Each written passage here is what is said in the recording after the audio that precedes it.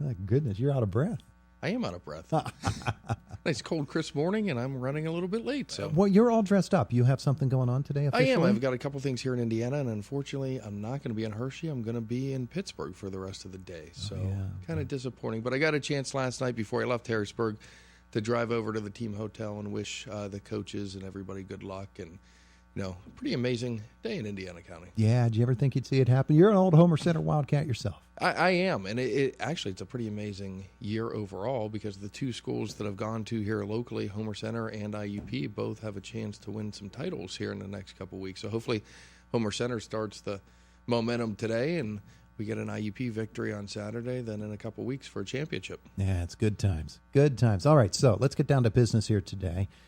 And take a visit to Harrisburg. A couple of things. I want to start. We don't normally talk politics. We talk policy. Mm-hmm. But some political things are happening in Harrisburg right now. One of those is the Speaker of the House, Mike Turzai, has announced that he's going to mount a run for governor. Have you spoken with him as the House Majority Leader about how that will impact what you're doing in Harrisburg for the next, at least through the primary season, in terms of his commitment to that and trying to do both jobs? Well, look, I think that's up to Mike to determine how that's going to work out. My job as majority leader is just to try to keep the House rolling. We've got other issues to deal with. He can handle his gubernatorial campaign. I know there are 4 different candidates out there. But, as we focus on getting into another budget season and some other issues that are out there, we just had the referendum pass about a month ago with the homestead exclusion for property taxes. So hopefully that'll bring that discussion back. The House just introduced some budgetary reforms this week in Harrisburg to help bring some sanity to that budget process. And then looking at the overall jobs and economic climate across the Commonwealth, I think are some of the issues that are going to take hold as we get into the new year.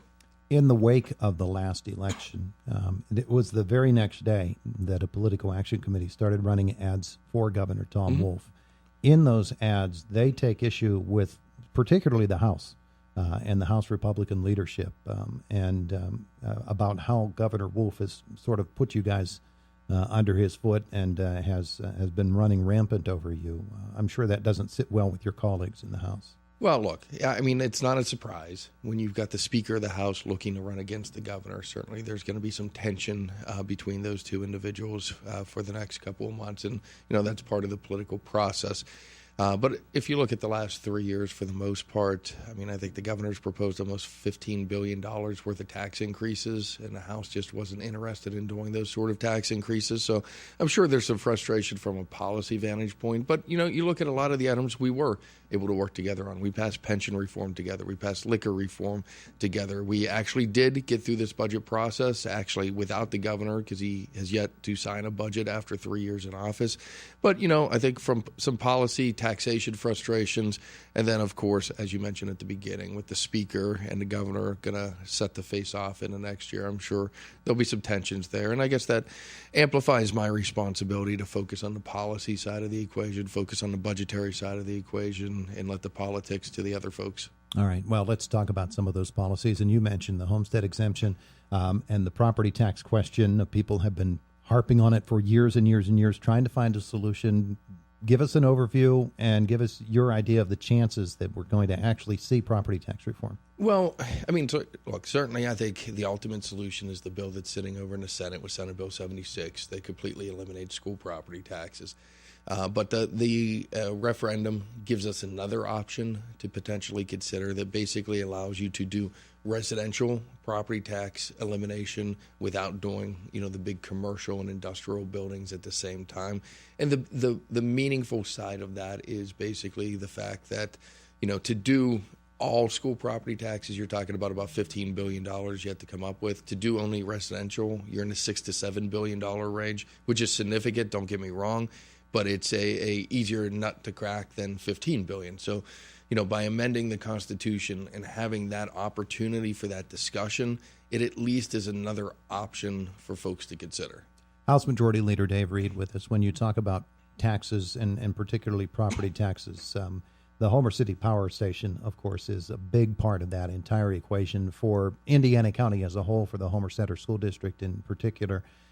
And it's not the healthiest situation there, is it?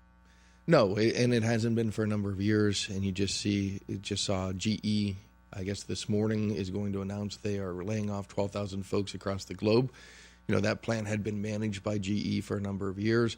And I think they basically, ran it into the ground, did not do a lot of the maintenance that was required throughout that time frame, and then, basically turned it over to the bondholders that held the debt to try to reorganize it and move it forward. And, the last couple winters have been very mild, very warm. That's not necessarily great for the power generation industry. So, they definitely have some struggles down at that plant. We've had the opportunity to talk to the folks who are managing both locally and, kind of more from a global perspective, that the operations down there. I think they're doing their best to try to get it into a better situation. Some of the items are under their control, some of them are not. I mean, being in my position now, I like winters to begin with. I like snow, but, for a plant like that, you want to see a cold winter and a lot of snow and a lot of usage. So it's definitely not in the best position. It doesn't mean it's necessarily on its last leg, but, certainly could use to finally get a couple breaks as opposed to everything going the other way. Some of the other issues that you want to see addressed in the coming months before the budget discussion just seems to take over and strangle every other issue. I'm sure there are things that you'd like to see happening in Harrisburg movement on some issues. Absolutely. I think you can't reform the budgetary process when you're in the middle of the budgetary process. So I think some long-term reforms could bring a little less dysfunction to that process. I also think when we look at economic development and education, a better coordination between the two is going to be necessary in future years. When you look at the projections in Western Pennsylvania, next 5, 10, 15 years, we're going to have a huge shortage within certain industries of skilled laborers. And, as my parents' generation retires, a lot of my generation did not pick up those same skill sets. And, you're not talking about minimum wage jobs. You're talking about, jobs paying $15, $20, $25, $30 an hour, very good family sustaining jobs. And we've got to do a better job of training our workforce and coordinating our educational efforts towards jobs that are going to exist not only today and tomorrow, but into the future. And that probably looks at our basic education system, our career and technical system, community colleges, state system schools like IUP, making a continual line of education so that we're preparing folks for jobs that are going to be out there, jobs that are going to be open over the next few years, particularly here in Western PA, because we've got some great growth opportunities. You've got the cracker plant coming online. You got the natural gas industry. You got the tech industry. Who knows what happens with this Amazon opportunity? All those industries, whether it's directly in Indiana County or surrounding, affect the entire region. Yeah, and when you think about that and the educational reforms that are currently undergoing the state system of higher education, that has to play an important role, and people are going to say, "Well, throw some more money at it." It's not that simple, is it? No, it's not just money. It's about leadership, and we're very lucky here at IUP with Dr. Driscoll and many of the folks on campus have really done a great job of reviving the educational spirit here on campus, getting a better working relationship between the faculty and the students and the administration and even the community in that regard. Not all schools have that same sort of forward-thinking vision. And, when other schools struggle, that does take resources away from schools like IUP who are really trying to move forward. So some reforms to the system as a whole, a better coordination of efforts, can do a better distribution of those resources and can actually really enhance opportunities like that we have here at IUP to not just be successful, but to be a leader, not just among the state system, but all schools across the state. He's the House Majority Leader, Dave Reed. Thanks for being with us. Thanks for having me, Todd. Go Wildcats. I knew that was coming. It is Indiana in the Morning, presented by First Commonwealth Bank.